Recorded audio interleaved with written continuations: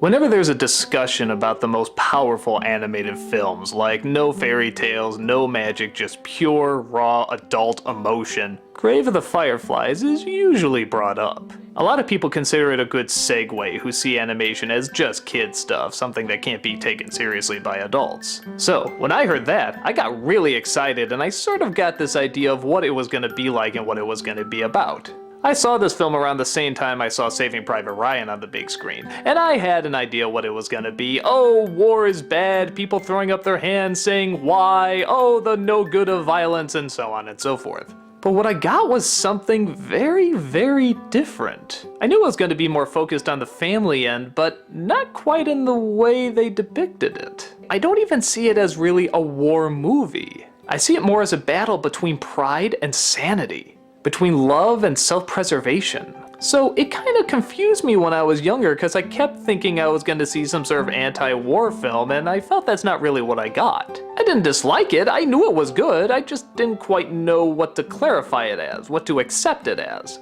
Now that I'm older, that's one of the things I like the most about it. It doesn't seem anti-war or pro-war, it's just a boy and his sister trying to figure out what's the most important. You know the film's gonna be grim when you see the death of our main character being reunited with the spirit of his younger sister. Well, we know this doesn't end happily, we can only go up from here. The two have a flashback as they roam the spirit world of how they got to where they are. The boy's name is Sieta, and the girl is Sesako. They're in the final days of World War II, but you wouldn't know it with all the bombings that are still going on. Their father is in the war and their mother is suddenly killed from one of the bombings. The two decide to go live with a distant aunt, but she starts to get a little on their nerves, claiming they aren't working hard enough for the food that she's preparing, and having a pretty understandable breakdown every once in a while for the situation that she's been put in. Unsatisfied with the living situation, Sieta decides to take his sister and live on their own, believing he's totally capable of doing so. Trying to claim his independence, slowly but surely he discovers that they can't survive on their own. But he's too proud and too determined to see the truth and lives in a horrible state of denial, thinking that if he tries harder and sticks to his independence, they can come out of this okay. But reality starts to set in and options start to become fewer and fewer. Always thinking salvation is just a day away, he continues to try his best living on his own while his world crumbles.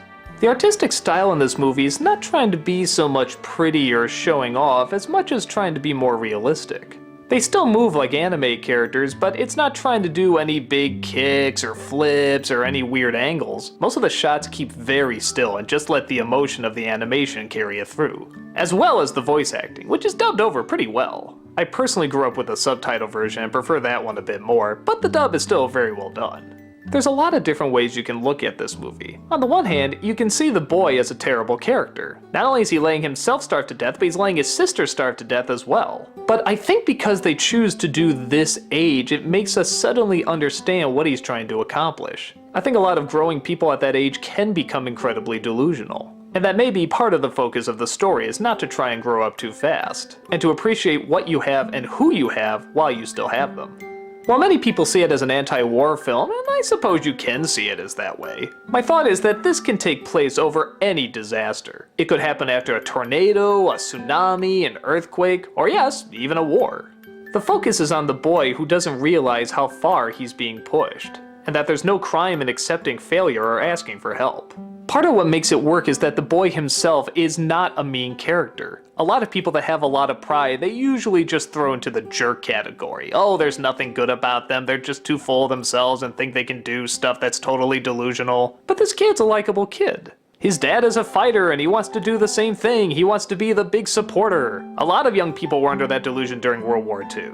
If you're failing, it just means you're not trying hard enough. Fight harder, fight harder. I think there's this sense of losing one's honor if you accept defeat, which is fitting as we see Sieta witness the surrender of Japan. And he's furious by it. He doesn't care that the war is over, he's just torn apart that they actually lost. It's a film that takes an angle that many films like this don't take. Not the family element, there's a lot of movies that do that, but the coming of age element of knowing when to declare your independence and when not to, and that the consequences can be greater than you ever could have imagined.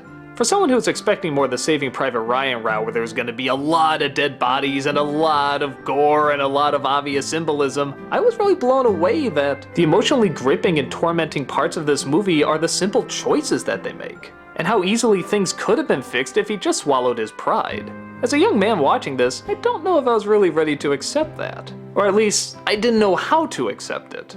Maybe in that way it was more ahead of its time and adult than I thought. You have to have a real understanding of what misguided pride can do, and what the non-acceptance of failure can be capable of. The honorable route is not always the winning route. And that's a tough thing not just for people growing up to learn, but for straight up grown-ups to learn. It gets a little better and a little more heartbreaking every single time I see it, and maybe that's because I feel like I understand it a bit more every time I see it. But again, one of the great things is, you could look at it a totally different way. Maybe it's about respecting your elders, maybe there is no right or wrong, maybe it's all about the war, maybe it's all about the consequences of war. Anyone can look at and draw their own conclusion. What is concrete about the film is that you look at these two characters and want them to make it through, even though you're told at the very beginning that they're not going to make it through. This makes it all the more heartbreaking as you watch. Whatever age you are, it's an important film to check out. It's unlike any other film of its kind, and deserves all the praise that it gets.